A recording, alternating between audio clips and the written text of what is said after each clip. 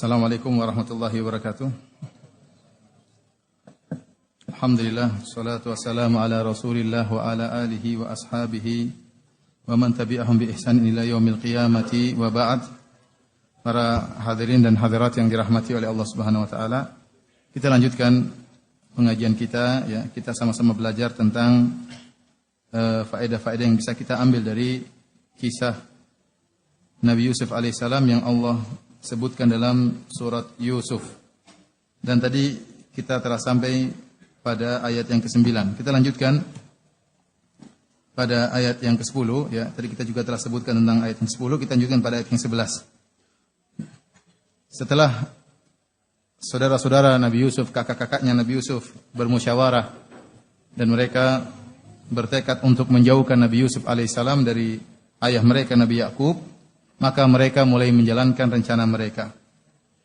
Qalu ya abana ma laka la ta'manna ala Yusuf wa inna lahu lanasihun.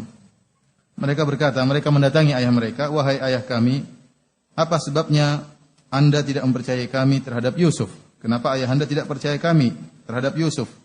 Padahal sungguhnya kami adalah orang yang menginginkan kebaikan baginya.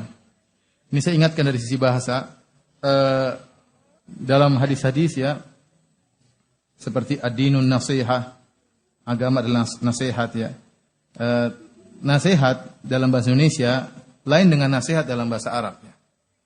Jadi kalau nasihat dalam bahasa Indonesia artinya kita menasihati orang di hadapan kita. Tapi kalau rajulun nasih dalam bahasa Arab artinya seorang yang menginginkan kebaikan, berusaha berbuat yang sebaik-baiknya kepada saudaranya. Makanya kalau dia tidak nasih namanya ghosh.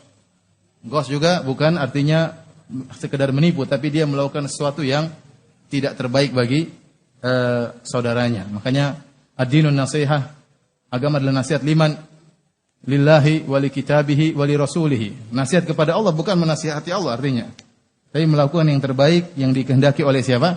Allah Subhanahu wa taala dengan menjalankan syariatkan, menjauhi larangannya. Contohnya ayat ini, wa inna lahu lanasihun. Kami menasihati Yusuf, artinya kami akan melakukan yang terbaik bagi siapa? Bagi Yusuf ya. Kemudian kata mereka, kenapa engkau tidak percaya kepada kami? Arsilhu ma'ana ghadan yarta' wa yal'ab wa inna lahu lahafizun. Biarkanlah Yusuf pergi bersama kami besok agar dia dapat bersenang-senang dan dapat bermain-main, dan sungguhnya kami pasti akan menjaganya. Jadi kakak-kakaknya merayu ayahnya agar melepaskan Yusuf kepada mereka. Dan rupanya Nabi Yakub alaihissalam tidak ingin Yusuf jauh darinya. Ya.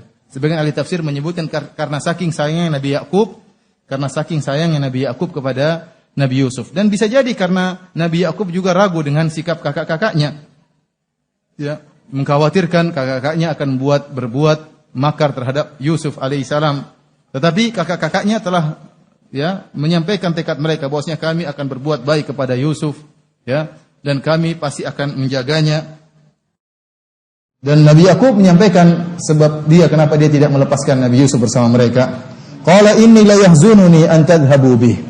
Sungguhnya kepergian kamu bersama Yusuf, kepergian kalian membawa Yusuf amat menyedihkan aku. Wa akhafu an ya'kulahu adh-dhi'bu wa antum anhu ghafilun. Dan aku khawatir kalau Yusuf dimakan oleh serigala sedangkan kalian dalam kondisi lalai atau lengah. Jadi sebabnya sudah disebutkan oleh Nabi Yakub ya. Dia sedih kalau Nabi Yusuf pergi. Ini sebab yang pertama. Yang kedua, khawatir dimakan oleh serigala. Kemudian apa kata mereka? Qalu la in akalahu dhi'bu wa nahnu usbah inna idzal khasirun. Seandainya Yusuf dimakan oleh serigala, sementara kami adalah golongan yang kuat, kami ini banyak, kami 10 orang, maka sungguhnya kami adalah benar-benar orang yang merugi. Artinya mereka ingin memastikan atau membuat ayah mereka percaya. Jadi segala hujah Nabi Yakub mereka bantah. Mereka mengatakan kalau kami sampai Nabi Yusuf dimakan, maka kami benar-benar apa? Merugi. Akhirnya ayahnya mengizinkan. Jadi ini dalil yang sangat kuat bahwasanya Nabi Yakub tidak tahu ilmu gaib. Kalau Nabi Yakub alaihissalam tahu bahwasanya Yusuf akan dijauhkan darinya, dia tidak akan meninggalkan Nabi Yusuf pergi bersama kakak-kakaknya. Ini dalil bahwasanya Nabi Yakub alaihissalam seorang nabi tidak tahu ilmu gaib, dan seluruh ya makhluk-makhluk Allah tidak ada yang tahu apa yang tertulis di Lauhil Mahfuz, bahkan para malaikat tidak tahu. kecuali kalau Allah membeberkan sebagian dari apa yang di Lauhil Mahfuz, Allah kabarkan kepada malaikat atau Allah kabarkan kepada sebagian para rasul, kepada para rasul. Kalau Allah tidak sampaikan kepada malaikat atau para rasul, maka tidak ada yang tahu apa yang tertulis di Lauhil Mahfuz. Oleh karenanya Nabi Yakub tidak tahu bahwasanya Nabi Yusuf akan dijauhkan darinya. Setelah itu Nabi Yakub juga tidak tahu Nabi Yusuf pergi kemana. Nanti sebagaimana akan dilanjutkan ceritanya, ternyata Nabi Yusuf jadi menteri, akhirnya Nabi Yakub pun tidak tahu. Dia masih terus menangis, padahal Nabi Yusuf sudah jadi apa? Sudah jadi menteri. Ya. Oleh karenanya ini dalil bahwasanya para anbiya mereka tidak tahu ilmu gaib. Falamma dhahabu bihi, akhirnya mereka pun bawa Nabi Yusuf sebagaimana rencana mereka. Wa ajma'u ay yaj'aluhu fi ghayabatil jubbi, dan mereka sepakat untuk memasukkan Nabi Yusuf ke dalam sumur, ke dasar sumur. Tatkala itu Allah mengatakan wa auhayna ilaihi latunabbi'annahum bi amrihim hadza wa hum la yash'urun. Allah menenangkan Nabi Yusuf alaihissalam. Kata Allah, sungguh engkau akan mengabarkan kepada mereka tentang perbuatan mereka ini sementara mereka tidak sadar. Artinya seakan-akan isyarat dari Allah Subhanahu wa taala, wahai Yusuf, kau akan selamat dan kau akan sampai pada suatu kondisi di mana kau akan mengingatkan mereka tentang perbuatan mereka ini sementara mereka sudah lupa. Dan ini ya dalil bahwasanya Allah menjaga Nabi Yusuf meskipun Nabi Yusuf alaihissalam dibuang di dalam sumur. Akhirnya ya terjadi apa yang terjadi, dibawa Nabi Yusuf alaihissalam dimasukkan dalam sumur. Setelah itu mereka pulang malam-malam ke rumah bapak mereka. Dan benar-benar mereka telah merencanakan rencana yang hebat. Mereka tidak balik ke rumah kecuali sudah malam. Waja'u abahum isya'a yabkun. Datang pulang malam-malam ketemu orang tua mereka, ketemu Nabi Yakub sambil menangis. Jadi drama. Sekarang apa? Mereka bermain drama. Bagaimana supaya orang tua mereka percaya. Kalau mereka pulang sore terlalu cepat ya. Jadi pulang di malam hari. Seakan-akan karena terlambat karena ada masalah, rupanya Nabi Yusuf meninggal dunia, mungkin mereka harus kuburkan dan macam-macamnya, sehingga mereka pulang di malam hari. Dan di antaranya juga supaya kondisinya tidak terlalu jelas. Kalau di siang hari jelas, mungkin bajunya kelihatan, mungkin apanya kelihatan. Ya, dulu penerangan tidak seperti sekarang. Ya. Penerangan dahulu tidak seperti sekarang, maka mereka pulang di malam hari dalam kondisi menangis. Sambil menangis mereka berkata, qalu ya abana inna dhahabna nastabiqu wa tarakna Yusufa 'inda mata'ina fa akalahu dhi'bu. Mereka mengatakan, wahai ayah kami, sungguhnya kami pergi berlomba-lomba, kami bermain-main dan kami tinggalkan Yusuf di tempat barang-barang kami. Lalu dia dimakan oleh serigala. Wa ma anta bimu'minin lana walau kunna shadiqin. Namun kau tidak akan membenarkan kami meskipun kami jujur, ya. Jadi mereka mengatakan kami tadi berlomba, entah lomba panah-panahan atau lomba lari. Yusuf tidak ikut lomba, masih kecil. Ya sudah enggak usah diajak lomba. Kami suruh dia sudah tinggal aja di jaga barang-barang ya. Dan ini aneh, mereka mengatakan mereka akan menjaga Nabi Yusuf. Sekarang mereka suruh Yusuf jaga apa? Jaga barang. Jadi tidak semua orang berbohong itu pandai berbohong. Apalagi kakak-kakaknya Nabi Yusuf ini tidak biasa jadi penjahat. Makanya mereka meskipun melakukan kejahatan yang sudah mereka skenario, sudah mereka dramakan, mereka tetap ketahuan kesalahannya. Nah, sekarang mereka mengatakan, kami bermain-main, kami tadi mereka mengatakan kepada ayahanda mereka, kami ingin Yusuf main-main, ya. Sekarang sebaliknya, mereka yang bermain-main, ya. Yusuf yang disuruh jaga barang. Maka dimakan oleh serigala. Dan kau tidak akan percaya kepada kami, wahai ayahanda, meskipun kami sudah jujur. Ini supaya menekankan, karena orang bohong juga kadang begitu. Saya sudah jujur, tapi kau tidak percaya, sudah gimana lagi? Padahal dia apa? Padahal dia bohong. Waja'u ala qamisihi bidamin kadzib.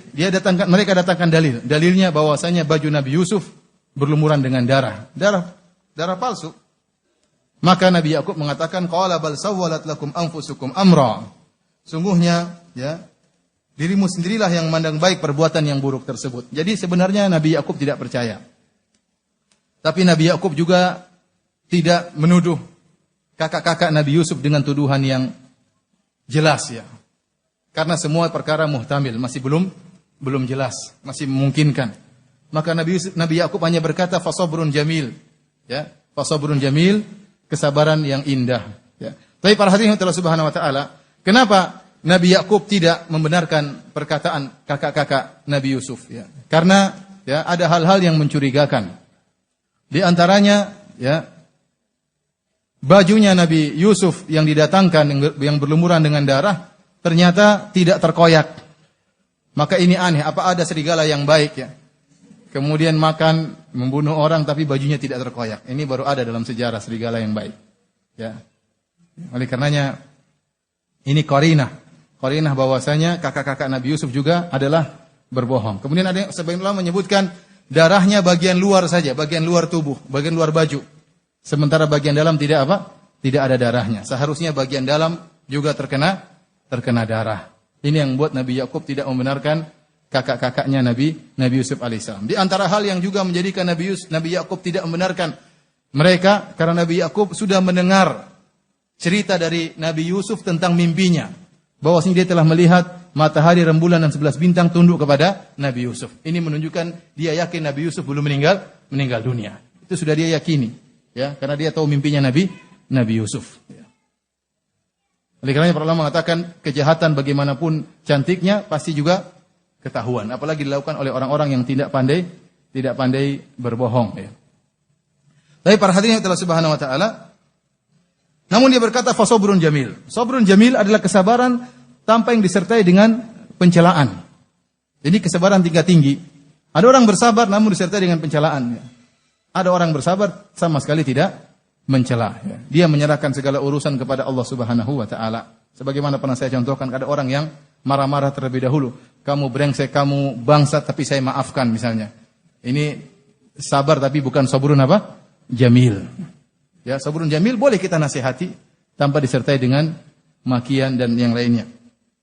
Wallahul musta'anu ala ma tasifun. Dan Allah sajalah yang dimohon pertolongan terhadap apa yang kalian ceritakan. Ini syarat dari ayah mereka bahwasanya ayah mereka tidak membenarkan apa yang mereka katakan. Tapi para hadirin Allah Subhanahu Wa Taala, apa yang terjadi dengan Nabi Yusuf alaihissalam setelah dilemparkan dalam sumur? Kata Allah Subhanahu Wa Taala, wa ja'at sayyaratun fa arsalu waridahum fa adla dalwah. Kemudian datanglah sekelompok orang musafir, lalu mereka menyuruh salah seorang dari mereka untuk mengambil air dari sumur tempat Nabi Yusuf berada. Qala ya bushra hadza gulam. Tatkala mereka yang disuruh tersebut memasukkan tali ember di dalam sumur, rupanya ada Yusuf di dalam. Ada Yusuf di dalam. Maka tatkala diangkat, dia mengatakan, "Ya bushra hadza gulam." Ini ada budak. Budak ini kabar gembira, budak yang bisa kita jual. Harusnya mereka kasihan. Lihat ada seorang anak yang terperangkap dalam sumur, ya. Harusnya ditanya orang tuanya di mana, ya. Dikembalikan, tidak. Ini kebetulan bisa kita jual anak ini. Ya. Wa asarruhu bidha'atan. Kemudian mereka menyembunyikan dia sebagai barang dagangan. Wallahu alimun bima ya'malun. Dan Allah mengetahui tentang apa yang mereka kerjakan. Ada khilaf di kalangan para ulama tentang siapa yang menjual Nabi Yusuf kepada pembesar negeri Mesir. Ya.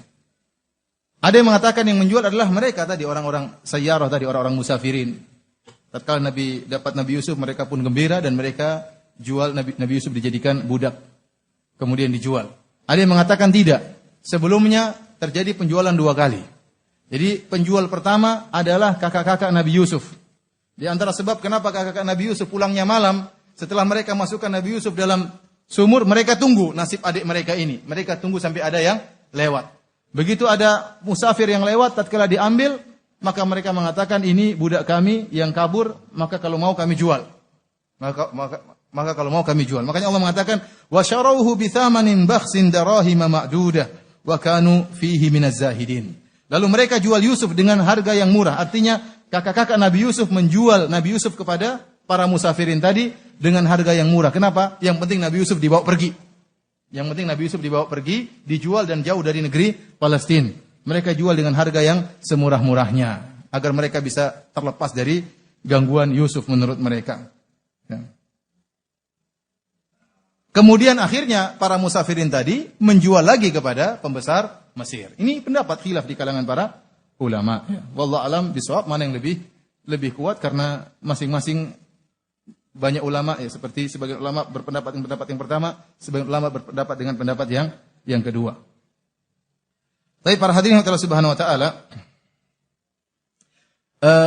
sebagian ulama yang kuat berpendapat bahwasanya yang menjual bukanlah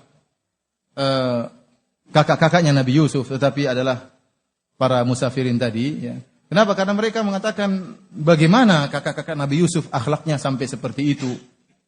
Dia padahal mereka adalah anak-anak Nabi dan mereka menjual adiknya sendiri dan mereka mengaku adiknya adalah adalah budak mereka yang kabur kemudian dijual dengan harga yang murah. Ini jauh dari akhlak anak-anak Nabi. Apalagi ya banyak ulama yang berpendapat bahwasanya kakak-kakaknya Nabi Yusuf nantinya menjadi nabi. Nantinya menjadi nabi. Namun wallahu a'lam bishawab ya, dalil-dalil seperti ini kurang kuat dan pendapat yang benar bahwasanya kakak-kakaknya Nabi Yusuf bukanlah para nabi. Bukanlah para nabi. Adapun dalil-dalil yang dijadikan dalil bahwasanya mereka adalah para nabi, dalilnya tidak kuat dan tidak tegas ya. Tidak tegas seperti mereka berdalil Nabi Yusuf mengatakan inni ra'aitu ahada asyara kaukaba. Aku melihat 11 bintang sujud. Ya, berarti sujudnya mereka menunjukkan mereka adalah nabi karena mereka mulia. Buktinya mereka adalah bintang dan bintang memberi petunjuk kepada manusia. Dibantah oleh para ulama bahwasanya tidak demikian karena di antaranya disebutkan wasyamsa wal qamara. Ayah dan ibu juga apa? Sujud. Berarti apakah ibunya Nabi Yusuf adalah seorang nabi juga karena sujud kepada Nabi Yusuf alaihissalam, ya? Dan petunjuk bulan lebih atau petunjuk matahari, ya, manfaat matahari lebih daripada ya petunjuk bintang. Mereka juga mengatakan bahwasanya Allah menyuruh kita untuk beriman kepada wa ma unzila ilaina wa ma unzila ala Ibrahim wa Ismail wa Ishaq wa Yaqub wal asbab. Kata mereka suruh beriman kepada apa yang diturunkan kepada al-asbat. Kata mereka al-asbat adalah 12 anak dari Yakub. Berarti 12 anak dari Yakub seluruhnya adalah nabi. Namun dibantah oleh para ulama juga yang dimaksud dengan al-asbat bukanlah 12 anak Nabi Yakub tetapi keturunan Nabi Yakub. Keturunan Nabi Yakub, keturunan dari 12 anak-anak tersebut, ya. Karena keturunan mereka lah yang menjadi para nabi seperti Nabi Daud, Nabi Sulaiman, Nabi Musa, Nabi Isa seluruhnya kembali kepada 12 orang ini. Kemudian bagaimana mereka menjadi nabi sementara mereka pernah melakukan dosa-dosa yang parah, ya. Mereka berbohong berulang-ulang, ya. Jadi mereka dengki sama adik mereka, kemudian mereka tadi nekat awalnya ingin membunuh adik mereka, akhirnya tidak jadi dibunuh, akhirnya mereka berdusta kepada Nabi Yakub dan dusta ditutup dengan kedustaan-kedustaan yang lain.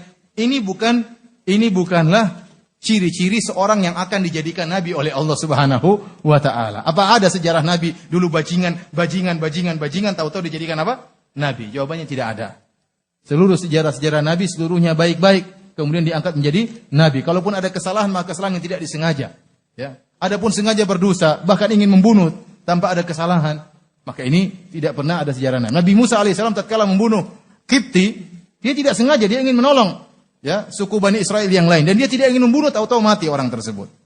Kesalahan yang tidak disengajai. Tapi ini mereka 10 kakak-kakak Nabi Yusuf sengaja melakukan kejahatan. Bagaimana kemudian mereka menjadi nabi?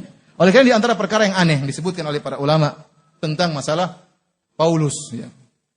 Paulus itu dianggap sebagai rasul menurut orang-orang Nasara.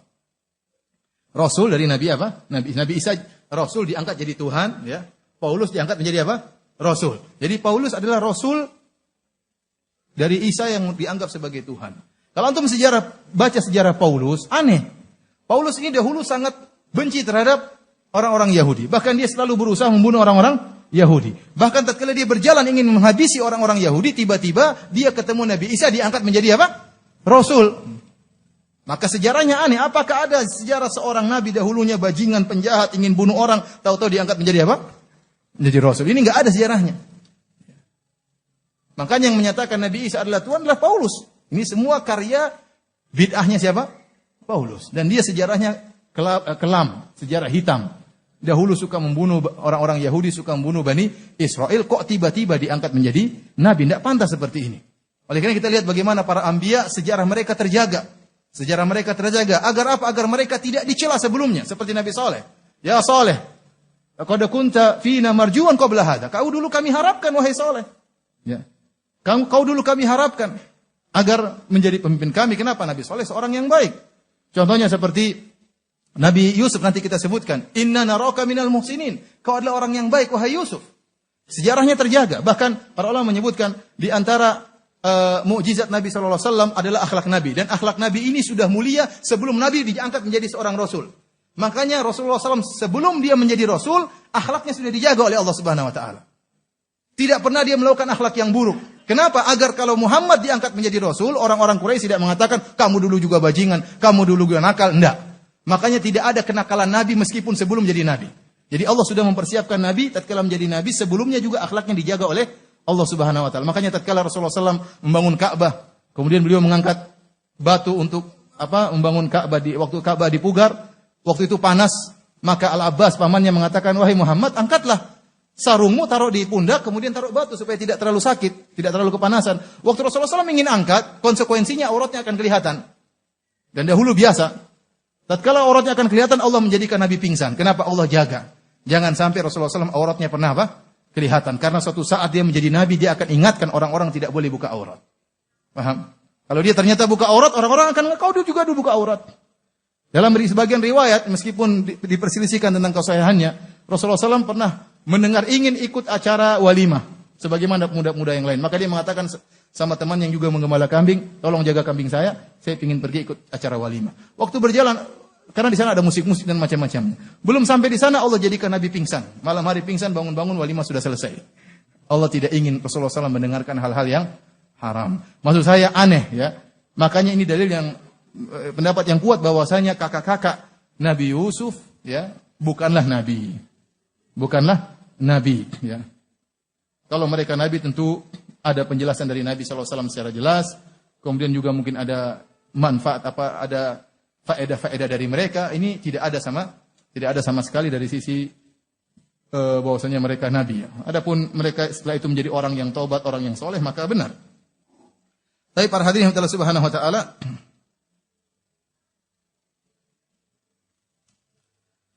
akhirnya Nabi Yusuf dibeli oleh pembesar Mesir. Kata Allah Subhanahu Wa Taala, "Wa qala alladhi ishtarahu min Misra limra'atihi akrimi mathwah. Asa an yanfa'ana aw nattakhidahu walada." Maka pembesar Mesir tersebut membeli Yusuf ya. Kemudian setelah dia beli Nabi Yusuf, dia berkata kepada istrinya, "Muliakanlah ya orang ini. Berilah pelayanan yang baik padanya. Asa ayyam fa'ana aw natakhidahu walada." Bisa jadi kalau dia besar, dia bermanfaat bagi kita, atau kita angkat dia menjadi anak angkat. Para hadirin dan hadirat yang dirahmati oleh Subhanahu Wa Taala, yang beli Nabi Yusuf bukan Raja Mesir, tapi pembesar Mesir. Dia adalah disebutkan oleh sebagian ahli tafsir, dia adalah menteri keuangan lah kira-kira, yang mengurus perbendaharaan kota Mesir. Kira-kira dia menteri keuangan. Intinya dia seorang menteri di Mesir. Dan sebagian ulama berpendapat bahwasanya terjadinya kisah Nabi Yusuf berdasarkan ahli sejarah orang-orang Mesir, mereka mengatakan kejadian kisah Nabi Yusuf ini kira-kira sekitar 1730 tahun sebelum Masehi. Ya, sekitar 1730 atau 1700-an sebelum Masehi. Ya, Masehi itu waktu lahirnya Nabi Isa. Ya. Jadi 1700 sebelum Masehi. Dan itu bukan di masa Fir'aun. Jadi Fir'aun yang terkenal kejam, itu adalah dari suku Mesir asli. Dari suku Qibti, Akbat. Adapun raja di zaman Yusuf alaihissalam, bukanlah dari suku Mesir, tapi mereka dari suku pendatang. Suku pendatang yang kemudian menguasai Mesir. Mereka digelari dengan Heksos.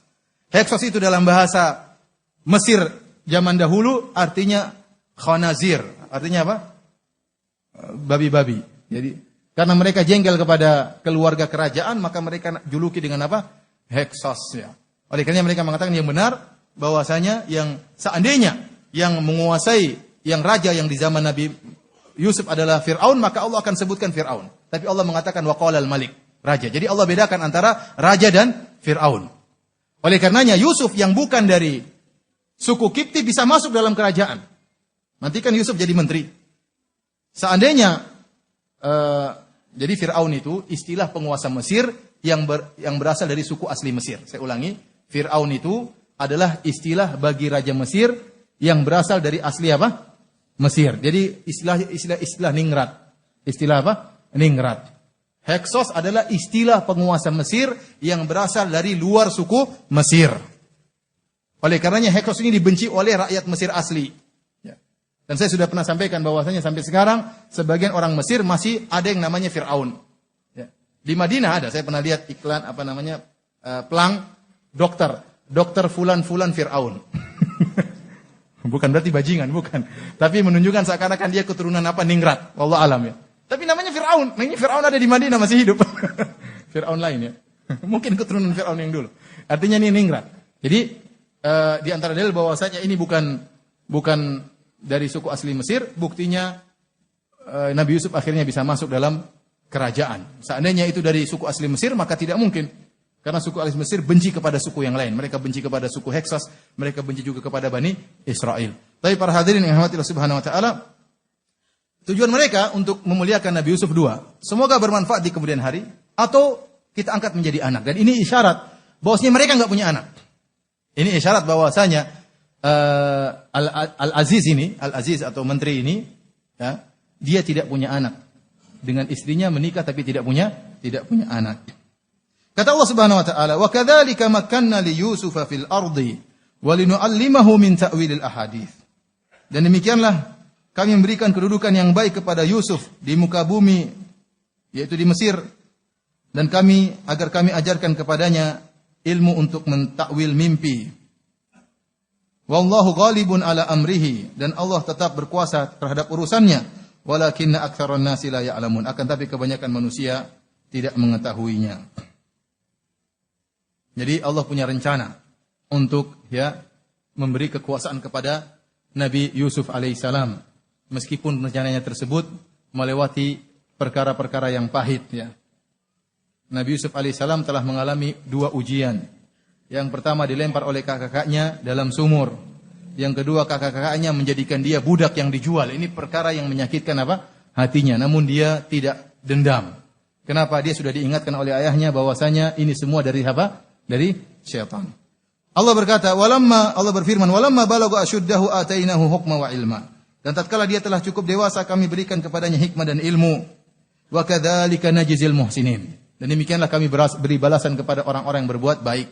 Orang berbuat baik pasti diberi balasan oleh Allah di dunia sebelum di akhirat. Orang yang berbuat baik pasti diberi balasan oleh Allah di dunia sebelum di akhirat. Saya sering sampaikan, orang yang menyangka bahwasanya orang baik hanya diberi balasan di akhirat itu suudzon kepada Allah Subhanahu wa taala.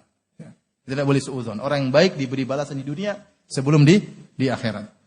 Sekarang Nabi Yusuf masuk dalam ujian yang berikutnya. Ujian yang sangat parah, yaitu diuji dengan seorang wanita yang sangat cantik jelita. Kata Allah Subhanahu wa taala, "Wa rawadathu allati huwa fi baitiha an nafsihi wa ghallaqatil abwab wa qalat hayta lak." Maka Nabi Yusuf dirayu oleh seorang wanita yang Nabi Yusuf tinggal di rumahnya. Itu istri sang menteri. Konon namanya Zulaikha. Konon namanya siapa? Zulaikha. Enggak ada riwayat yang sahihah yang menjelaskan tentang nama wanita ini. Namun dia ma'ruf namanya apa? Zulaikha. Ya. Mungkin kalau di Inggris Julia ya. Iya. Iya, benar kan? Saya enggak tahu juga ya. Kalau Yusuf bahasa di versi Islam, kalau versi barat apa? Joseph ya. Daud jadi apa? David ya. Kalau Zulaikha jadi apa? Tetap Zulaikha, saya nggak tahu juga. Intinya, konon namanya Zulaikha. Mulailah dia tertarik dengan Nabi Yusuf. Dia pun merayu Nabi Yusuf untuk berzina. Wa ghallaqatil abwab, dan dia pun menutup pintu-pintu. Wa qalat hayta lak, dan dia mengatakan, silakan wahai Yusuf, tafadhal. Qala ma'adallah, kata Nabi Yusuf, aku berlindung kepada Allah. Innahu rabbi ahsana mathwaya.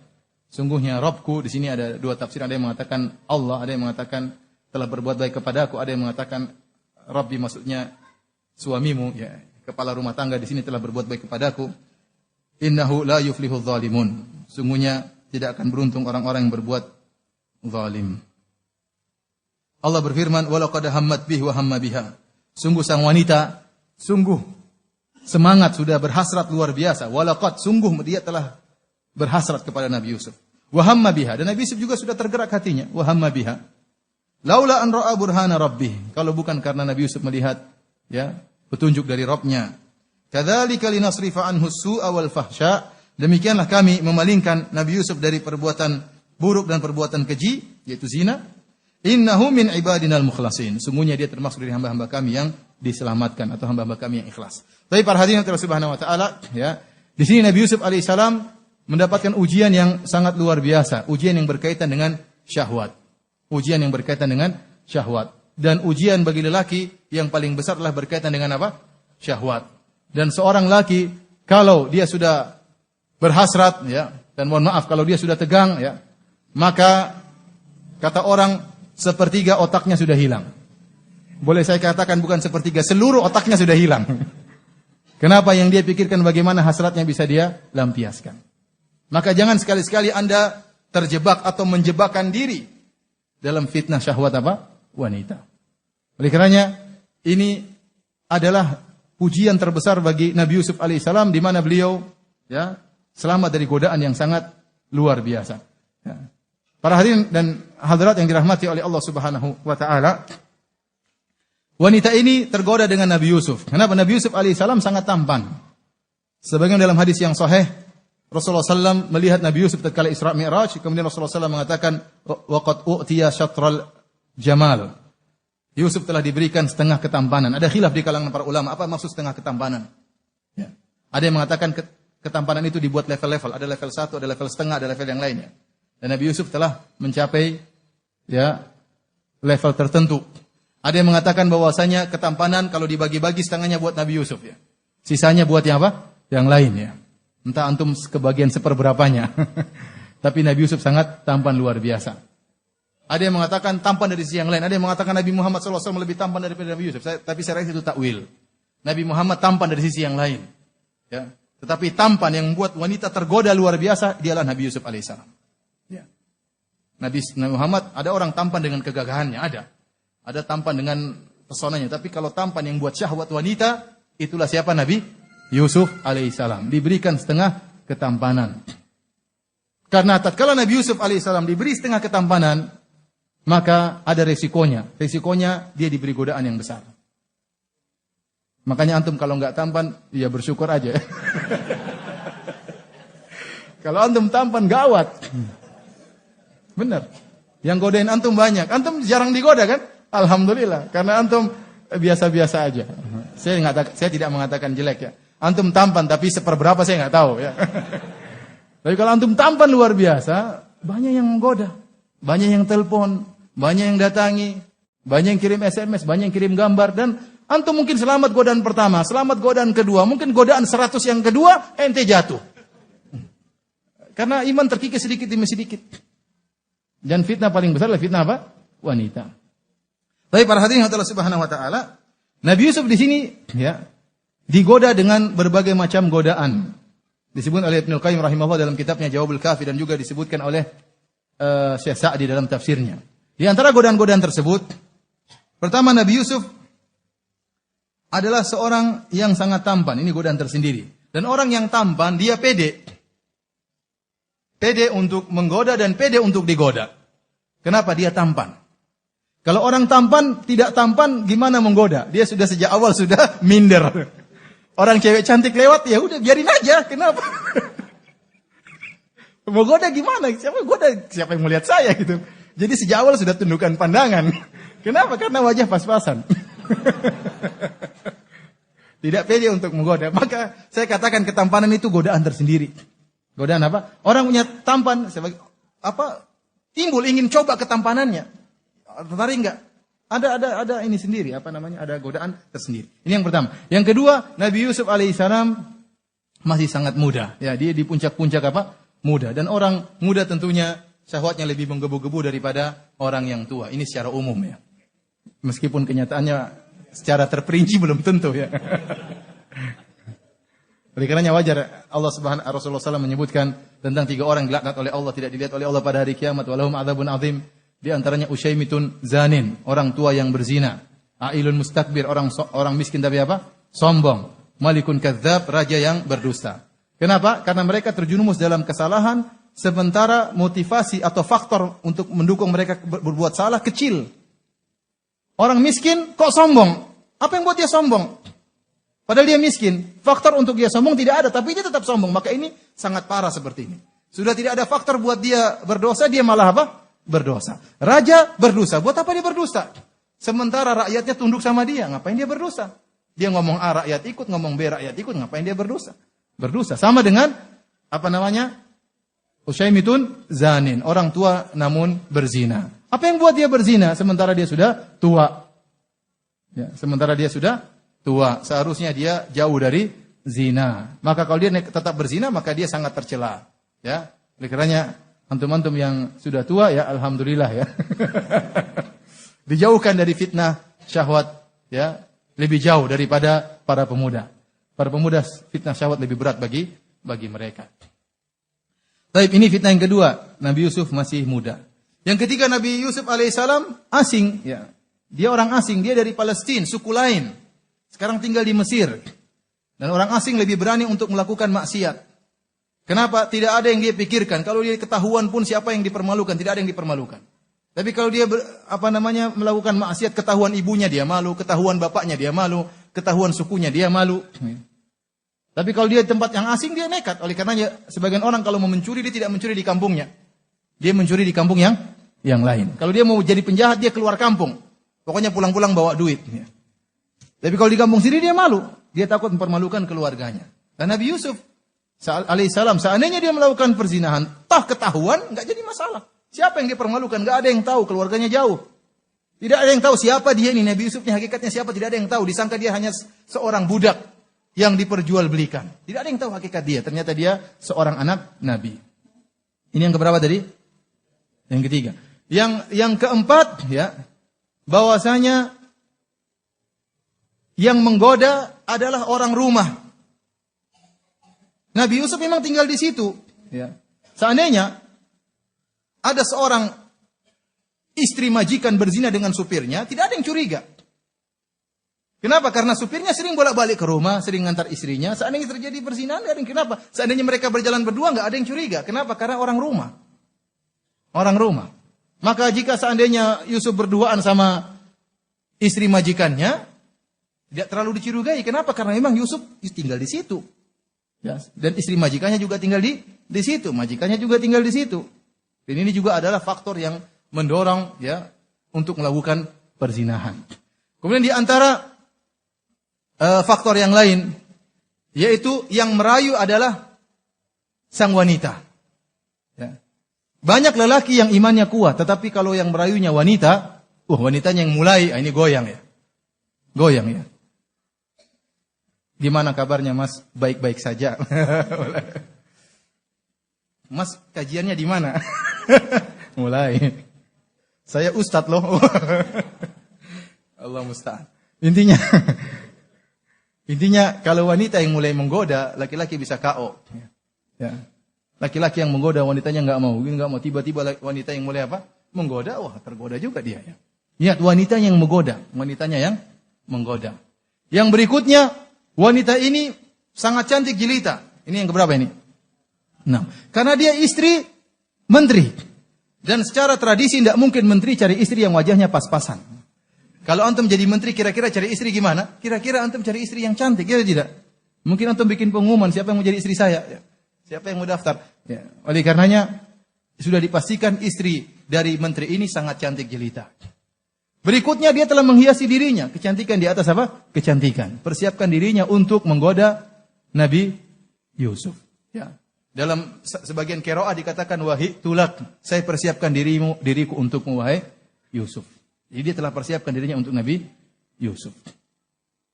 Kemudian di antara godaan berikutnya, ya, wa ghallaqatil abwab, pintu-pintu seluruhnya sudah apa? Ditutup. Ya. Pintu-pintu seluruhnya sudah ditutup. Jadi itu namanya rumah menteri, pintunya banyak. Pintu ini, pintu anu, pintu ini. Kalau antum rumahnya pintunya sedikit. Pintu masuk sama pintu WC.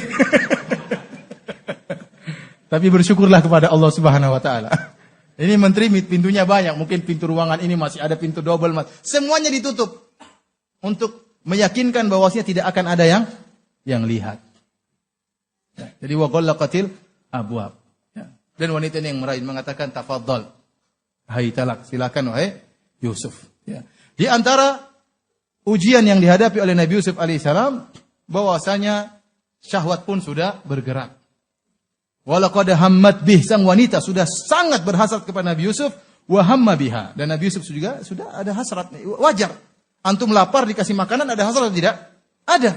Manusiawi. Kita tidak mencela, tidak mengatakan Nabi Yusuf berdosa, tidak. Dia seorang pemuda, ada wanita cantik depannya, dia berhasrat. Namun kemuliaan Nabi Yusuf, dia bisa melawan hasrat tersebut, ya, karena Allah Subhanahu wa taala.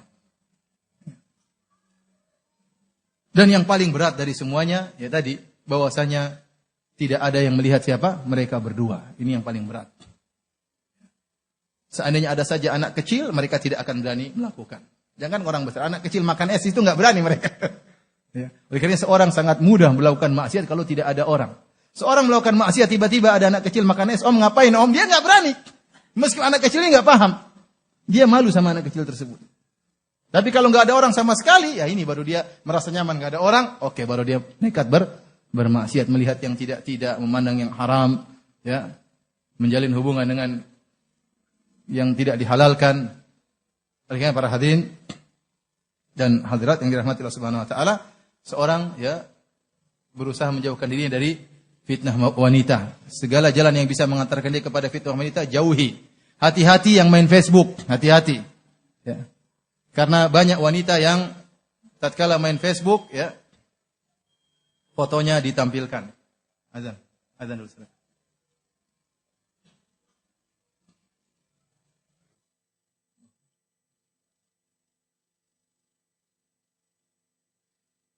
Kita lanjutkan para hadirin dan hadirat yang dirahmati oleh Allah Subhanahu wa taala. Oleh karenanya seorang di zaman sekarang ini fitnah yang paling besar adalah fitnah wanita, ya.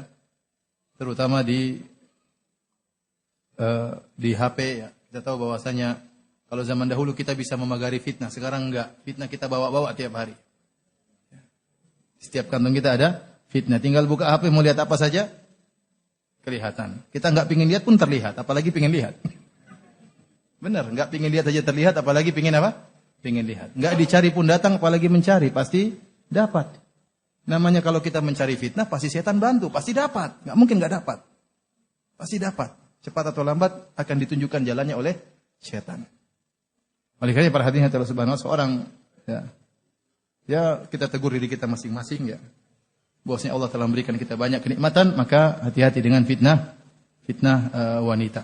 Tapi para hadirin Allah Subhanahu wa taala, tatkala menghadapi fitnah yang luar biasa seperti ini, ujian yang bertumpuk-tumpuk dalam satu waktu, ya. Ini ujian yang sangat berat, ya. Ujian yang sangat berat. Maka Nabi Yusuf alaihissalam mengambil langkah-langkah bagaimana dia bisa selamat. Yang pertama dia berlindung kepada Allah. Qala ma'adzallah, ini yang paling pertama. Aku berlindung kepada Allah Subhanahu wa taala. Ya Allah, lindungilah aku. Karena seorang di zaman-zaman fitnah dia tidak bisa mengandalkan imannya. Imannya mungkin tidak kuat membuat dia bertahan di hadapan fitnah. Dia harus minta perlindungan kepada Allah Subhanahu wa taala. Ya. Seorang Rasulullah SAW sering berdoa, ya muqallibal qulub, tsabit qalbi ala dini. Ya pembolak-balik, wahai pembolak-balik hati manusia, tetapkanlah hatiku di atas agamamu. Ini yang pertama, berlindung kepada Allah Subhanahu wa taala. Yang kedua, ya, Nabi Yusuf berkata, "Innahu rabbi ahsana mathwaya." Sungguhnya Rabbku, dia telah berbuat baik kepadaku. Ini ada dua tafsir. Ada yang mengatakan sungguhnya Allah telah berbuat baik kepadaku. Dan ini antara hal yang paling buat kita mudah untuk meninggalkan maksiat. Kenapa? Kita ingat terlalu banyak nikmat yang Allah berikan kepada kita. Allah telah membuat kita diberi rezeki. Allah telah berikan kepada kita istri yang soleha. Allah berikan kepada kita rumah, anak-anak. Kemudian kita ingin lupakan semua ini dengan bermaksiat kepada Allah Subhanahu wa taala. Anda kalau ingin bermaksiat, ingat ini. Anda punya istri. Anda diberikan hal yang halal oleh Allah Subhanahu wa taala. Anda diberikan mata untuk hal yang halal ada. Bahagia dengan anak-anak. Anda punya mobil, Anda banyak kenikmatan, banyak sekali. Lantas Anda ingin maksiati Allah yang telah memberikan sekian banyak kenikmatan? Maka ingatlah ini, kata Nabi Yusuf, "Innahu rabbi ahsana mathwaya." Tafsiran yang kedua mengatakan maksudnya adalah tuan rumahku, dia baik sama saya. Bagaimana saya mau berkhianat kepada dia dengan berzina dengan istrinya? Para hadirin Allah Subhanahu wa taala, kemudian Nabi Yusuf berkata, "Innahu la yuflihudz zalimun." Sungguhnya orang-orang yang zalim tidak akan beruntung. Walaqad hammat bihi wa hamma biha. Sungguh sang wanita berhasrat kepada Nabi Yusuf. Wa hamma biha, Nabi Yusuf juga sudah tergerak hasratnya. Laula an ra'a burhana rabbi, maka Allah kabulkan, Allah selamatkan Nabi Yusuf. Kadzalika linasrifa anhu su'a wal fahsya. Demikianlah kami selamatkan Nabi Yusuf dari perbuatan buruk dan perbuatan keji, dari perzinahan. Innahu min ibadinal mukhlasin. Sungguhnya dia termasuk dari hamba-hamba kami yang mukhlasin. Mukhlasin artinya hamba-hamba yang terpilih atau yang diselamatkan, dan sama tafsiran yang kedua, mukhlisin yaitu hamba-hamba yang ikhlas, dan ini kelaziman. Hamba-hamba yang ikhlas akan diselamatkan oleh Allah Subhanahu wa taala. Ini dalil akan pentingnya ikhlas. Kalau kita ikhlas ya dalam dakwah kita, ikhlas dalam amalan kita, maka jika kita berhadapan dengan fitnah-fitnah, Allah akan selamatkan kita. Kalau kita tidak terselamatkan dalam fitnah-fitnah seperti ini, jangan-jangan tanda bahwasanya kita tidak ikhlas selama ini. Jangan-jangan itu tanda kita tidak ikhlas selama ini, meskipun kita menyangka diri kita ikhlas. Ya, karena Allah telah menjamin orang yang ikhlas akan diselamatkan oleh Allah Subhanahu wa taala. Kemudian Nabi Yusuf mengambil langkah berikutnya. Wastabaqal baba. Nabi Yusuf lari menuju pintu. Ternyata dikejar juga oleh Zulekha. Wa qaddat qamisahu min duburin wa alfaya sayyidaha ladal bab. Akhirnya dipeganglah bagian belakang baju Nabi Yusuf. Ya, tiba-tiba mereka bertemu dengan sang menteri Al-Aziz ya di pintu. Qalat ma jazaa'u man arada bi ahlika su'an illa an yusjana aw adzabun alim. Maka sang istri berkata, wahai suamiku, apa sih balasan bagi orang yang hendak berbuat keburukan bagi istrimu, terhadap istrimu, kecuali di penjara atau azab, disiksa dengan siksaan yang pedih. Para hadirin Allah Subhanahu wa taala, sebelum kita melanjutkan tentang tafsiran ayat ini, saya ingin menyampaikan dua kisah ya. Yang saya dengar ya, tentang bagaimana seorang ya bertahan tatkala digoda oleh seorang wanita. Yang pertama kisah seorang syekh ya. Saya dengar langsung, saya waktu hajian ada seorang syekh cerita. Ada seorang syekh yang dia datang ke Indonesia. Waktu dia ke Indonesia dia menginap di hotel yang salah rupanya, atau diinapkan di hotel yang salah. Qadarullah di malam hari ada ketukan pintu. Maka dia pun buka pintu, ternyata wanita cantik dengan tubuhnya yang seksi dan menggiurkan. Syekh tersebut mengatakan seakan-akan mataku tidak pernah melihat ada wanita secantik ini. Rupanya itu wanita ya mau jualan ya. Nawarin jajan ceritanya. Akhirnya syekh tersebut segera tutup pintu, kemudian dia pun sujud kepada Allah Subhanahu wa taala. Takut, maka dia berdoa kepada Allah dalam sujudnya, ya Allah, lindungi saya, Allah. Wanita terus mengetuk, Syekh. Kira-kira begitu ya. Saya juga tidak tahu gimana manggilnya. Wahai Syekh. Iftah. Mungkin enggak tahu. Pokoknya dia ketuk-ketuk pintu, syekhnya enggak. Dia berdoa, Allah, apakah saya selama ini berdakwah harus hancur malam ini? Dia bilang begitu. Apakah selama ini saya berdakwah harus hancur malam ini gara-gara bukan pintu wanita itu? Dia terus berdoa. Wanita datang lagi, Syekh. Pokoknya ketuk-ketuk pintu terus. Setan akan datang. Enggak ada yang tahu. Kalau setan datang enggak ada yang tahu, ente berzina enggak ada yang tahu. Ente Syekh di Saudi, di sini kan enggak. Kira-kira gitulah datang. Subhanallah, tapi Syekh terus berdoa sampai wanita itu mungkin capek, jajannya enggak laku, dia pergi. Udah pergi, alhamdulillah kata Allah selamatkan aku. Begitu dia pulang ke Saudi, baru tiba di Jeddah, begitu dia turun dari pesawat, tiba-tiba ada telepon. Ya Abu Fulan, saya tahu Syekh ini, cuma saya enggak ingin sebutkan namanya. Wahai Abu Fulan, saya punya adik atau punya anak wanita, saya ingin tawarkan sama kamu. Coba lihat dulu. Subhanallah, Allah gantikan langsung. Begitu dilihat, wah cantiknya luar biasa. Nikah udah. Alhamdulillah. Ya. Jadi dia meninggalkan suatu, Allah ganti dengan yang lebih apa? Yang lebih baik. Ya. Yang kedua, kisah yang disebut dengan apa? Yusuf Afrika. Pernah dengar? Belum pernah dengar Yusuf Afrika? Ini cerita oleh teman saya namanya Abu Ja'far, orang Libya. Ustaz Ahmad Zainuddin juga teman dekat Ustaz Ahmad Zainuddin. Jadi ceritanya, ada seorang Afrika tinggal di Jamiah Islamiyah, satu kamar di Wihida 2 sama orang Rusia. Orang Rusia kan putih, sekamar sama orang Rusia. Suatu hari pas mau pulang liburan, orang Rusia ini dia beli baju cadar lengkap buat istrinya. Maka dia pun pakai di kamar, ya coba-coba gitu kan. Datanglah orang Afrika ini pulang dari mana, mungkin dari Haram, dari Masjid Nabawi, masuk ke kamar. Tahu-tahu dia buka kamar, dia kaget. Terus orang Rusia ini gini. Kata dia, la, katanya. Dipanggil lah sama orang saya tadi. Katanya, la, kemudian akhirnya dia jatuh di tangga. Akhirnya jatuh, kalau nggak salah masuk rumah sakit. Inilah Yusuf Afrika. Ya akhi, subhanallah. Ada orang-orang yang diberi keimanan luar biasa. Ini tidak mudah ya. Padahal dibuka jenggotan juga. Tapi di bayangan dia itu seorang wanita. Dia sudah kaget, dia nggak berpikir, kok ada wanita di sini? Kan dia harusnya berpikir, kok ada wanita di sini? Tapi mungkin dia tahu nggak, pokoknya la, kabur, akhirnya apa? Jatuh. Para hadirin Allah Subhanahu wa taala ya. Dikiranya ada Yusuf Banjarmasin. Itulah ujian ya. Dan mungkin masing-masing kita akan diuji oleh Allah dalam bentuk-bentuk tersendiri tidak kita ketahui.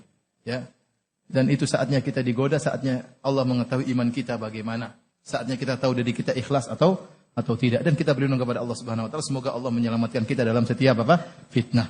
Tapi para hadirin Allah Subhanahu wa taala, di antara metode Nabi Yusuf alaihissalam waktu digoda dia segera lari.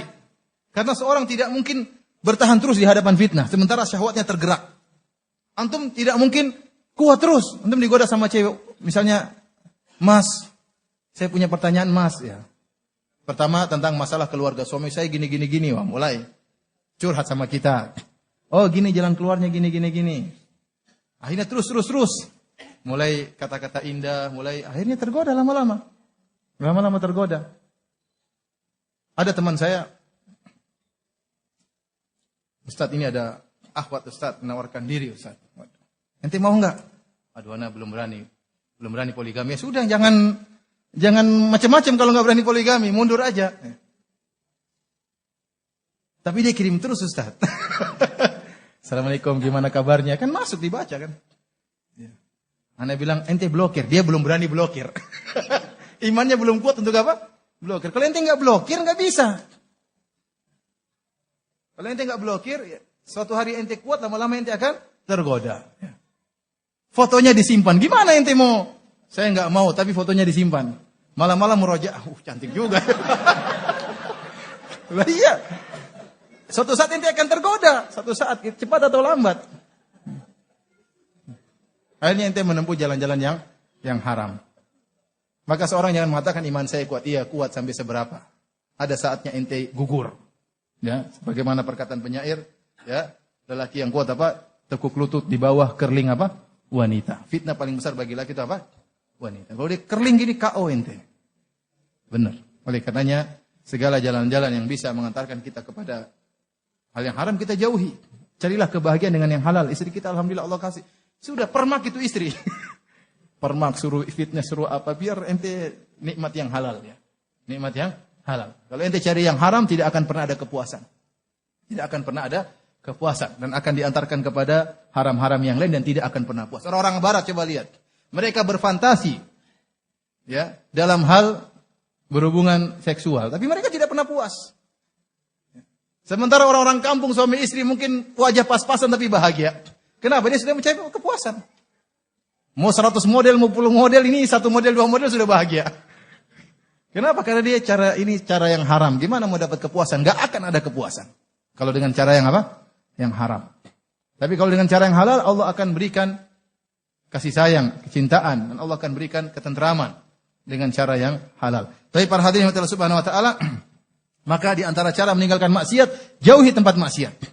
Jauhi tempat maksiat. Kalau Anda yakin Anda tergoda, kalau buka internet, maka buka internet sama teman. Jangan buka sendiri. Jangan bilang, saya ingin coba iman saya malam ini. Enggak bisa coba malam ini. Akhirnya Anda lihat macam-macam. Ente lihat macam-macam. Ada mau ketemuan sama akhwat, iya ketemuan. Ente enggak kuat, bawa orang. Supaya Anda tidak tergoda. Kalau sudah khalwat, bahaya. Sudah khalwat, sudah bahaya. Baik.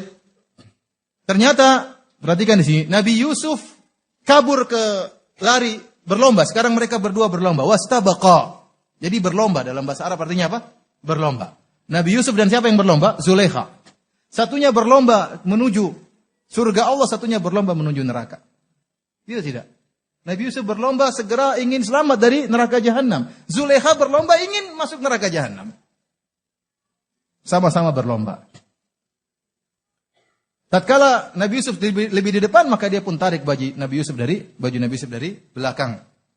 Wa alfaya sayyidaha ladal bab, tiba-tiba qadarullah, Allah mentakdirkan ya, majikan atau suaminya tiba-tiba di pintu ya.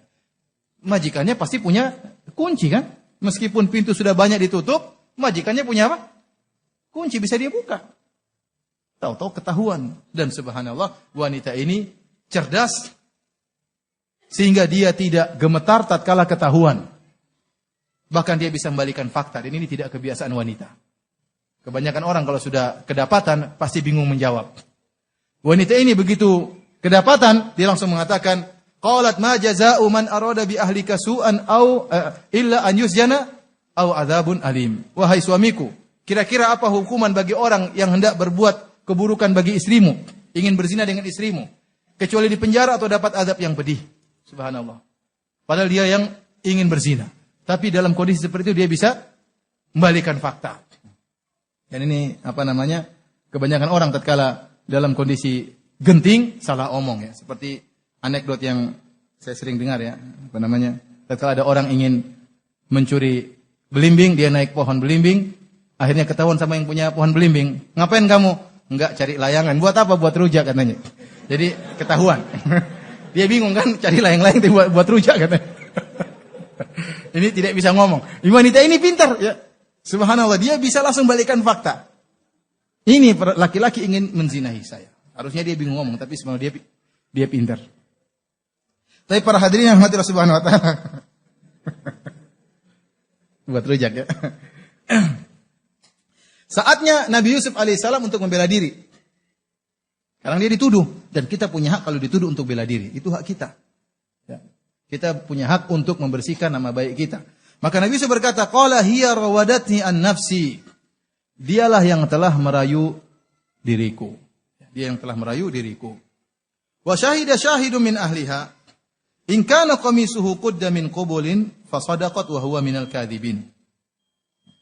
Maka bersaksilah ya dari keluarga sang wanita, dan ini Allah mentakdirkan ada saksi dari keluarga kerabat sang wanita dengan mengatakan in kana qamisuhu qudda min qubulin fasadaqat wa huwa minal kadhibin. Kalau ternyata pakaiannya terkoyak dari depan ya, maka wanita itu benar dan Yusuf yang dusta. Wa in kana qamisuhu qudda min duburin fakadzabat wa huwa minas shadiqin. Kalau ternyata bajunya terkoyak dari belakang, maka wanita ini berdosa dan Yusuf yang benar. Kalau logikanya kalau Yusuf yang ingin merayu-rayu sang wanita, maka dia akan tolak-tolak kan? Tolak-tolak. Ya, makanya bajunya koyak. Kalau baju sekarang mungkin nggak koyak-koyak. Ini baju zaman dulu. Ya. Jadi kalau tidak mudah disetrika sehingga mudah apa? Terkoyak. Kalau kita gini-gini juga nggak terkoyak. Jadi kalau Nabi Yusuf yang ingin menzinahi, berarti wanita itu akan apa? Akan menolak sehingga terkoyak dari depan. Tapi kalau wanita yang merayu tentu dia akan tarik. Nabi Yusuf yang lari dia akan tarik dari belakang. Falamma ra'a qamisahu qudda min duburin qala innahu min kaidikun. Tatkala sang menteri melihat komisnya, bajunya Nabi Yusuf terkoyak dari belakang, maka dia tahu bahwasanya ini adalah dari tipuan istrinya. Inna kaidakunna azim, dan sungguhnya tipuan kalian sangatlah besar ya. Para hadirin Allah Subhanahu wa taala ya, saya perlu ingatkan ya, jangan diumumkan ayat ini. Ya. Sang raja mengatakan inna kaidakunna azim, sungguhnya tipuan kalian besar ya. Bukan berarti semua wanita seperti ini sifatnya. Apalagi ada yang menggandengkan dengan firman Allah, ya, inna kaida syaitani kana dha'ifa. Sungguhnya tipuan syaitan itu lemah. Berarti tipuan perempuan lebih parah daripada tipuan syaitan. Jadi kalau istri, inna kaidakunna azim, istri kita tuduh, tipuan kalian besar, lebih parah daripada syaitan. Kasihan, tidak semua wanita seperti apa? Itu. Maka ini bukan kondisinya bukan umum. Ini studi kasus ini, masalahnya kasus. Ya, seorang raja itu berkata kepada istrinya, tipuan kalian besar. Dan masalah inna kaida syaitani kana dha'ifa, ini ayat yang lain, masalah lain. Maka jangan digandengkan kemudian berkesimpulan bahwasanya wanita lebih parah daripada syaitan. Sehingga selalu seudon sama istrinya. Kaidakunna azim, kaidakunna azim. Selalu dituduh yang tidak-tidak. Padahal harinya tadi kata Ustaz Aiman akhirnya memunculkan seudon terus kepada apa? Istri. Kayaknya istri tukang bikin makar. Mau beli cincin bikin makar, mau beli ini bikin makar ya. Akhirnya masak juga bikin makar, di tempat tidur juga bikin makar ya. Akhirnya banyak seudon kepada istri. Maka ayat ini jangan diumumkan kepada para wanita, ya, tidak benar, pendapat yang tidak benar. Tapi para hadirin Allah Subhanahu wa taala, kata sang raja, Yusufu a'rid an hadza. Kata sang menteri, wahai Yusuf, berpalinglah engkau dari hal ini. Wastaghfiri li dzambik, wahai kau sang wanita, mohon ampunlah atas kesalahanmu. Innaki kunti minal khati'in, sungguhnya engkau termasuk ya orang-orang yang bersalah. Tapi perhatikan di sini.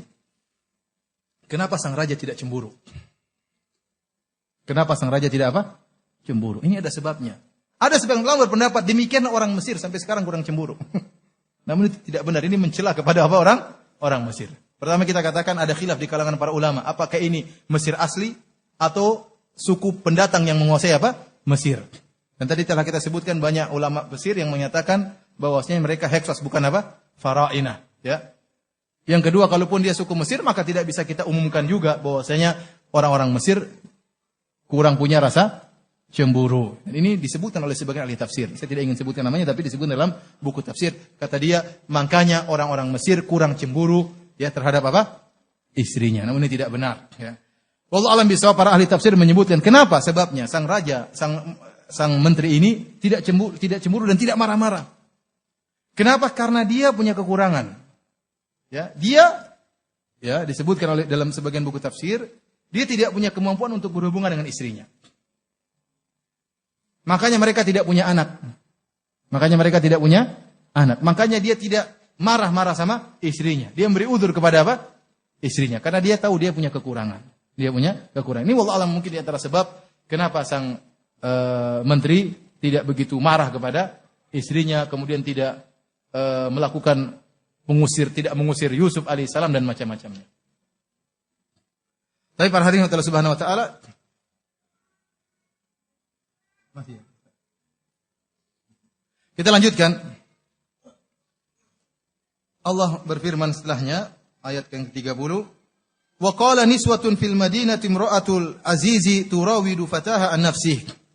Setelah itu isu pun berkembang di negeri Mesir. Padahal kejadian di rumah menteri. Tidak ada yang tahu kecuali cuma beberapa orang. Namun namanya fitnah mudah tersebar. Ya. Padahal waktu itu belum ada Facebook. Iya, belum ada WhatsApp, tapi sudah tersebar langsung tiba-tiba. Oleh karena hati-hati kalau punya pembantu, jangan pembantu yang suka ngerumpi. Ya. Jangan biarkan pembantu ngerumpi sama pembantu yang lain. Kenapa? Dia pasti gibain ente.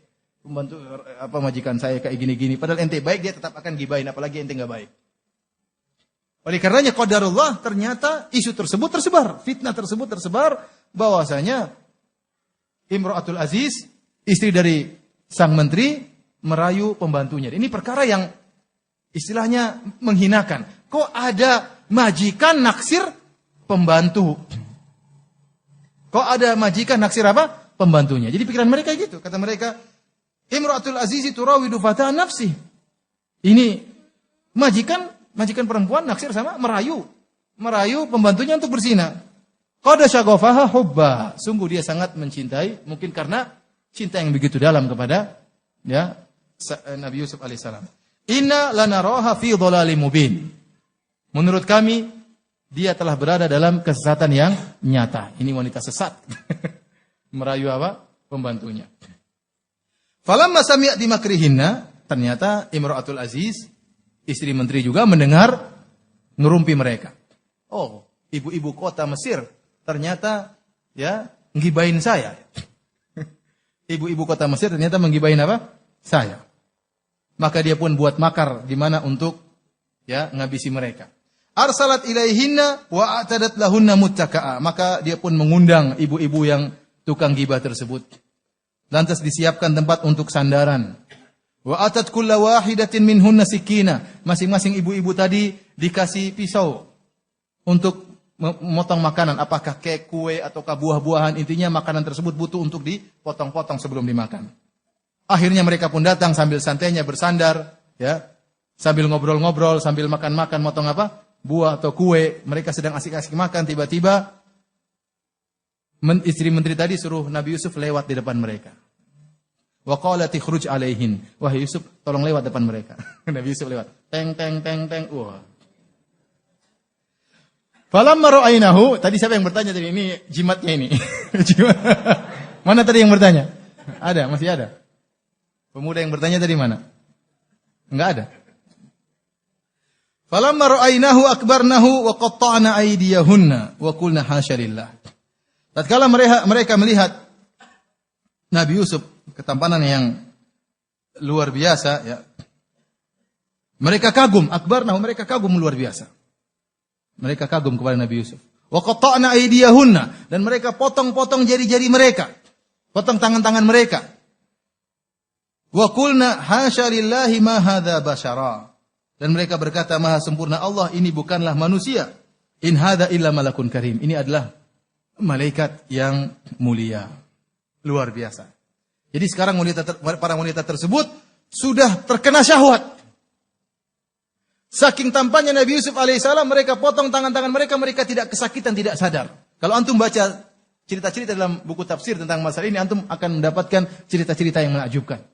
Ada yang mengatakan di antara para ahli tafsir, di antara mereka begitu melihat Nabi Yusuf langsung haid. Saking tampannya siapa? Nabi Yusuf. Ada yang lihat langsung mati, ada. Mungkin atau tidak? Mungkin. Antum lihat ada wanita lihat penyanyi yang dia sukai, dia istirahat, langsung tewas. Wallahu alam, tapi disebut dalam buku tafsir, saya bukan ngomong kosong, ada dalam buku tafsir. Saking tampannya Nabi Yusuf, langsung mati. Kenapa mereka tidak pernah melihat lelaki tampan seperti itu?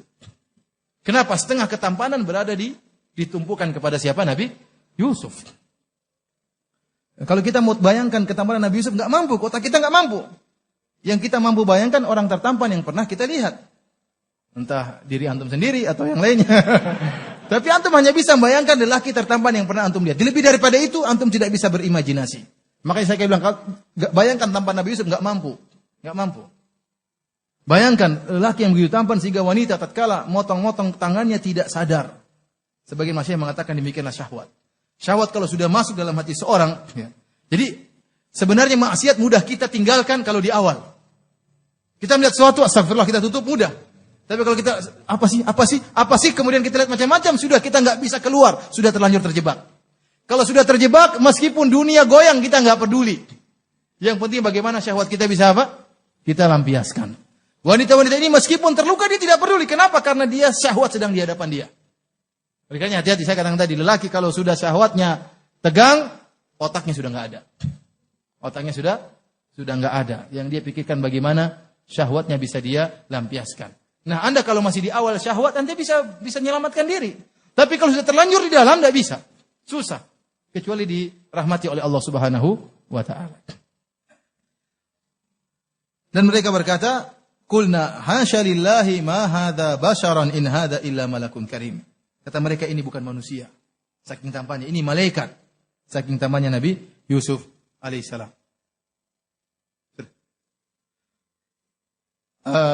Sampai di sini dulu. Insyaallah kita buka tanya jawab. Ya, kita buka tanya jawab. Nanti kita lanjutkan lagi besok. Anak muda tadi nggak kelihatan ya? Ini. Door prize, oh iya. Ini ada door prize ya. Bagi yang bisa jawab nanti dikasih hadiah buku ini. Ya.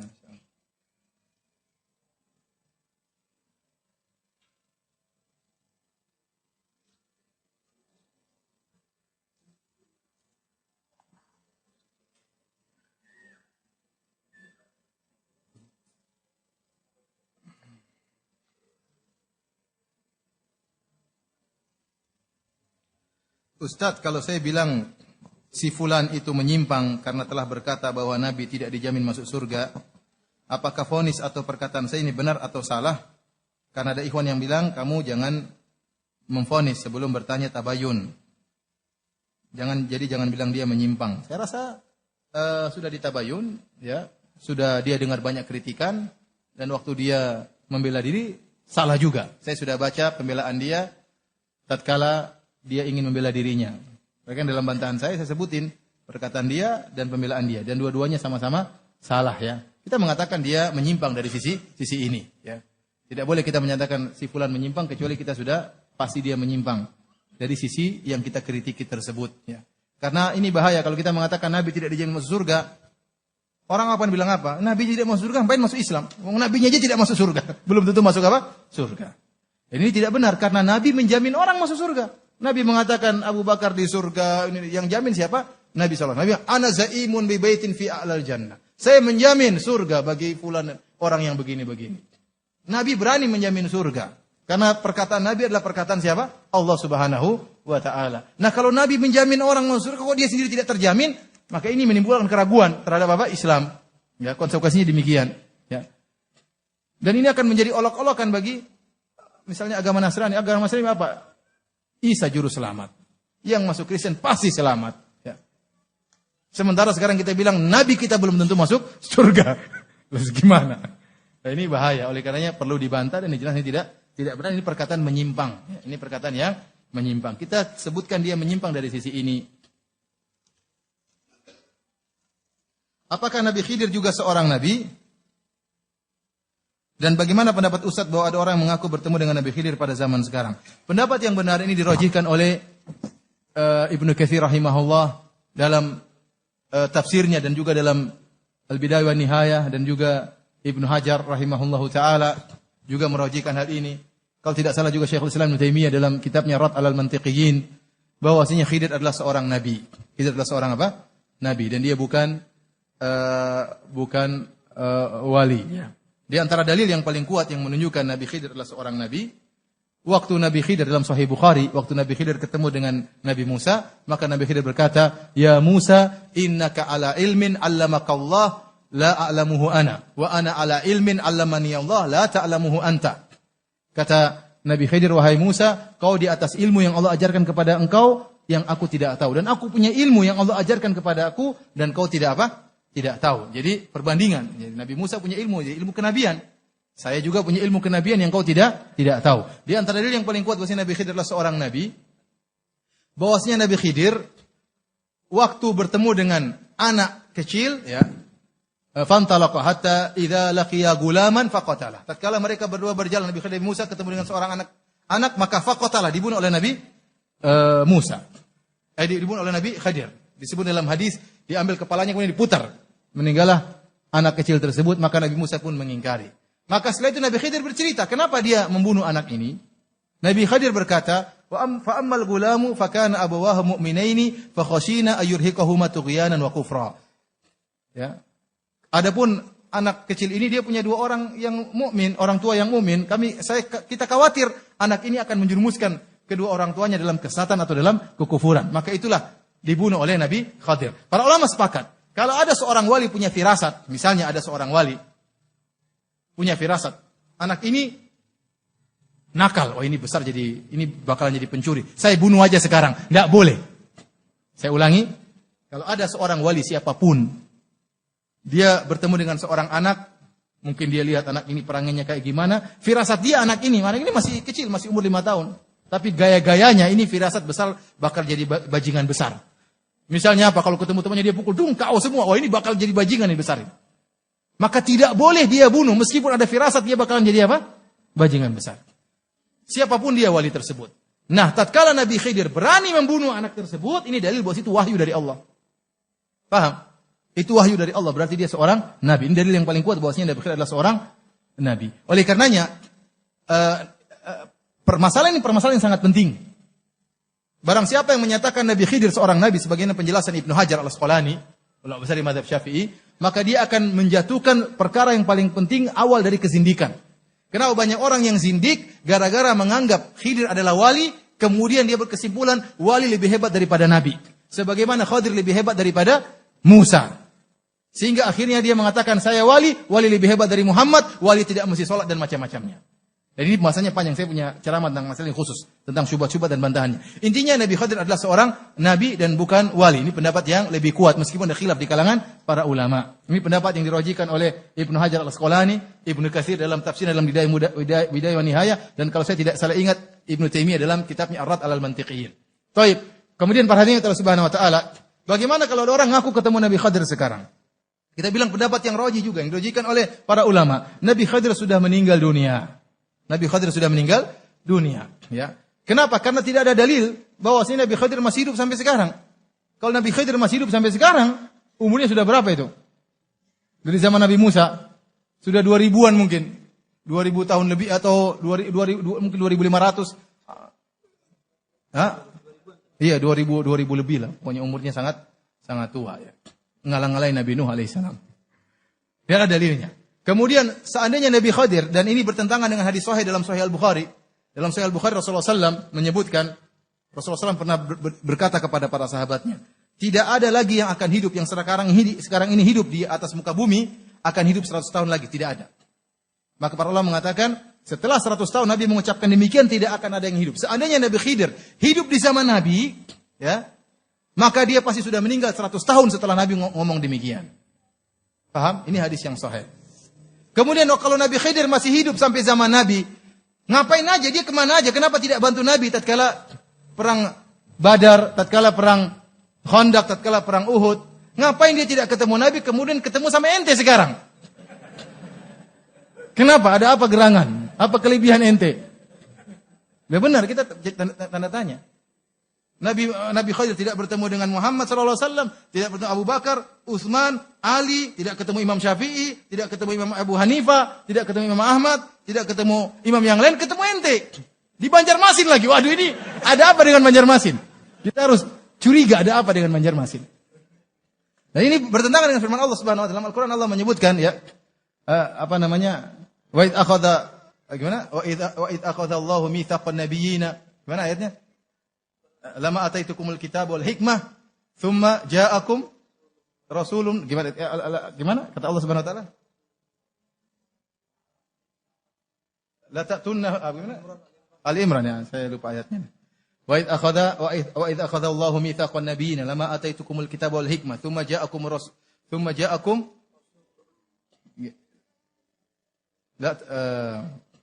wala tansurunnah. Pokoknya dalam ayat tersebut Allah mengatakan wala tansurunnah, kalian akan nolong Nabi tersebut.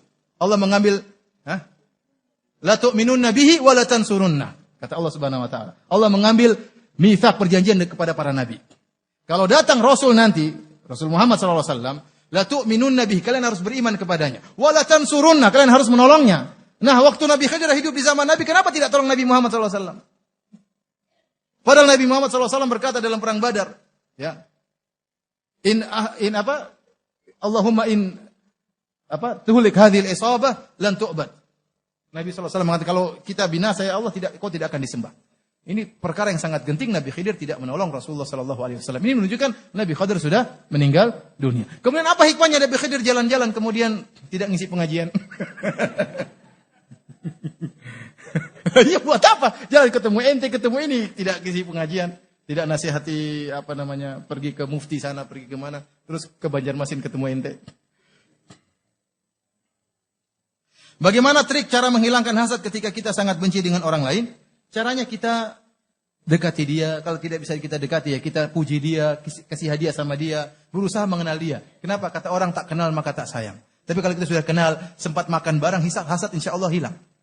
Tapi kalau kita biarkan menjauh, kemudian menumbuhkan kebencian, suudzon dan macam-macam, sudah parah. Berarti kita sudah terjebak oleh setan. Setan sudah masuk di antara kita. Caranya gimana? Ketemu dia, ngobrol sama dia, ya, kasih hadiah sama dia, ya, insya Allah hilang hasad tersebut.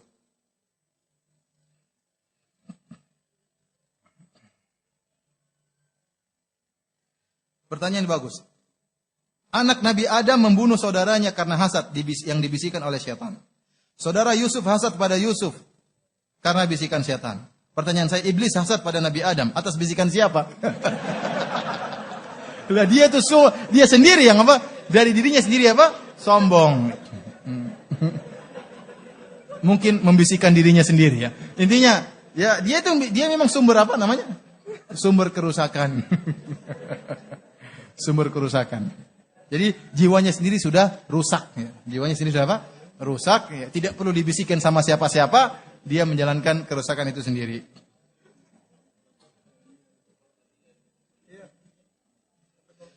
Bagaimana? Oh ya, sudah waktu ya. Belum.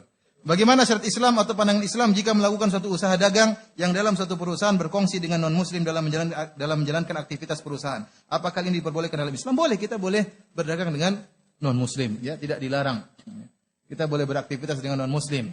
Selama itu tidak berbahaya bagi agama dan tidak memberi mudarat kepada kita, maka tidak mengapa, ya, tidak mengapa.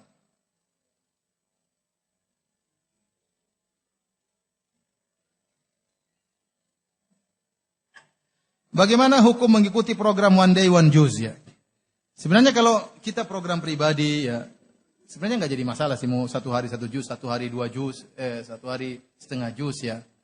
Cuma jadi masalahnya seakan-akan sudah suatu yang harus ya. Kemudian ya itu anak khawatirkan seakan-akan suatu ibadah kalau kurang dari 1 juz seakan-akan ada kesalahan, dan kita juga dituntut untuk ikhlas kepada Allah Subhanahu wa taala. Kalau kita ngaji tidak ada yang tahu ya, seakan-akan kita khawatir di bab itu ya. Dan para sahabat dahulu tidak melazimkan seperti ini ya. Oleh karenanya saya pikir ya sebaiknya tidak usahlah. Ya sebaiknya tidak usah. Kalau saling mengingatkan enggak jadi masalah. Tapi dibuat grup harus 1 juz, harus setoran.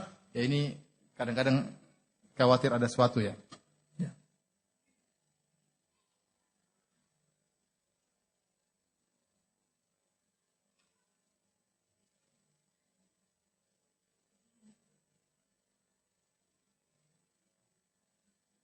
Kalau antum misalnya maksud ana sudah terlanjur ikut ya, antum sudah termotivasi ya sudah. Sekarang antum baca Quran tidak perlu ada orang yang tahu. Ya. Udah ente baca sendiri aja, ya baca sendiri. Karena khawatir ria itu sangat apa? Tipis kita lapor, saya sudah, ente belum ya. Misal kita khawatir ya. Ya. Jadi kalau nggak bisa akhirnya diqadha dan macam-macamnya kan, seakan-akan kewajiban harus diqadha besoknya, ya, qadha berikutnya ya. Nah, orang aktivitas bisa berubah-ubah dan bisa jadi ada halangan-halangan tertentu.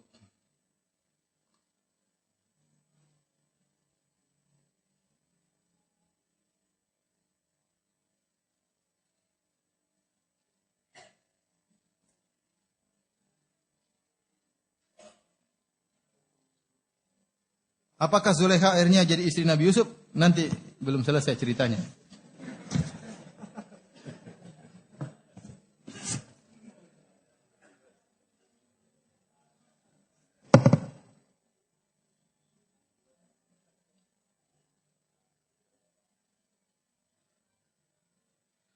Baik, para hadirin yang telah subhanahu wa ta'ala, sekarang kita tiba pada door prize ya.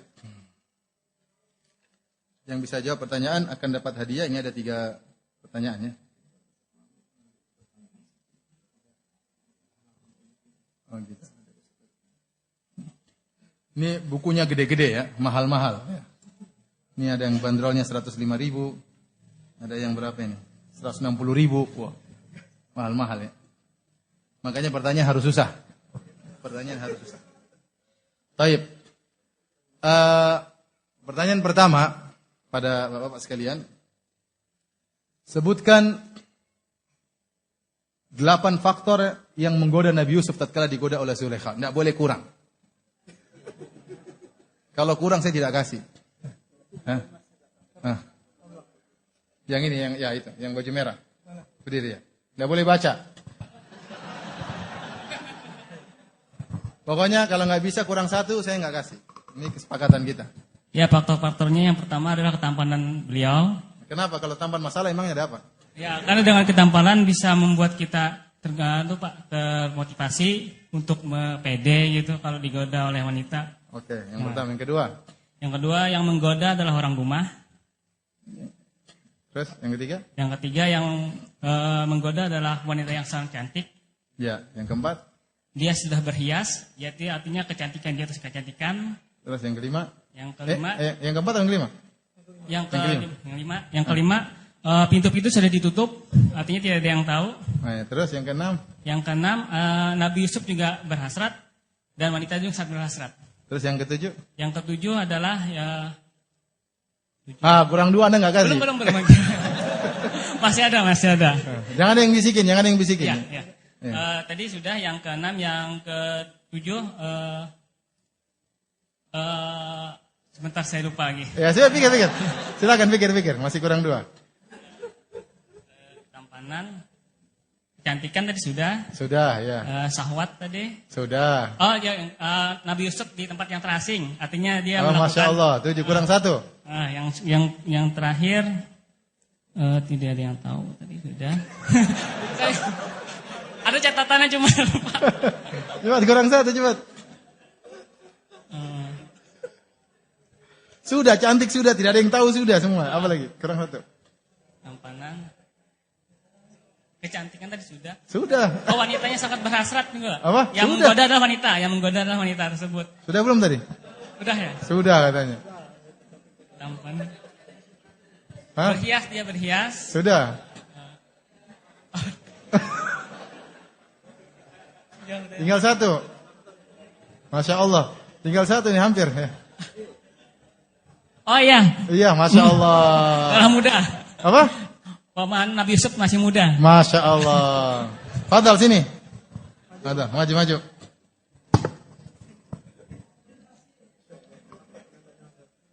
Antum pilih yang mana? Terserah. Yang tebal, oke. Ya, Masya Allah. Dia pilih yang tebal. Tapi pertanyaan kedua kepada siapa? Laki-laki juga. Ibu-ibu nggak usah ya? Ibu-ibu ada mic-nya nggak?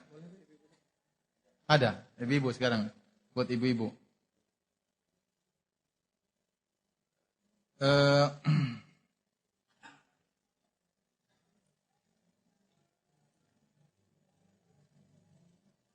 Pertanyaannya.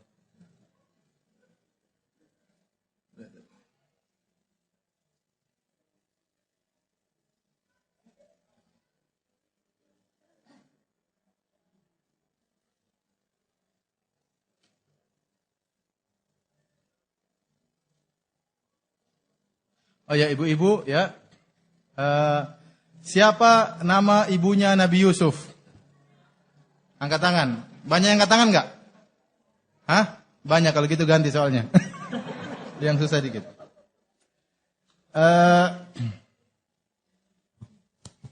Istrinya Nabi Yakub ada berapa? Oh, banyak angkat tangan, enggak jadi.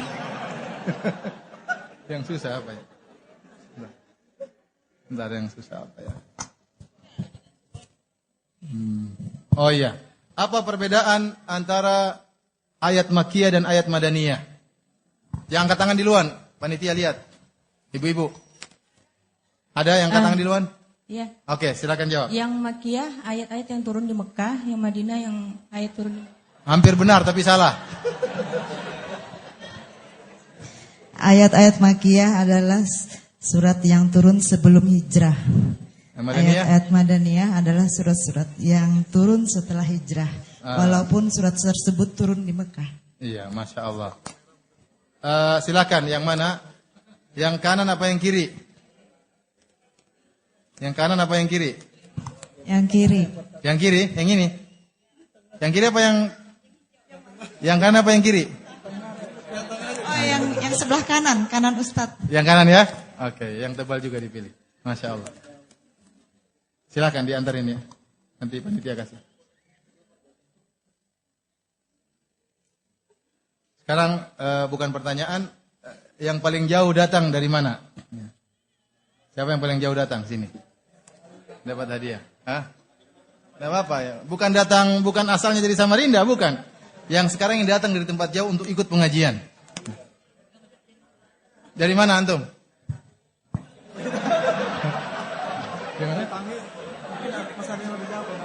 Berapa kilo dari sini? Ada yang lebih jauh nggak? Ada yang lebih jauh nggak? Lebih jauh aja. Berapa kilo? Keluar kota. 190 kilo. Ada yang lebih jauh? Hah? Keluar TW. Samarinda. Ada yang dari Samarinda? Berapa orang dari Samarinda? Masih jauh sama Rinda. Kapan datangnya Samarinda? Hah? Ada acara apa ke sini? Mau ikut pengajian? Bener. Acara keluarga. Oh gitu, enggak apa-apa, kasih enggak apa-apa. Iya. Oke. Oh, ya. Demikian saja, kurang lebihnya saya mohon maaf. Wabillahi taufik. Assalamualaikum warahmatullahi wabarakatuh.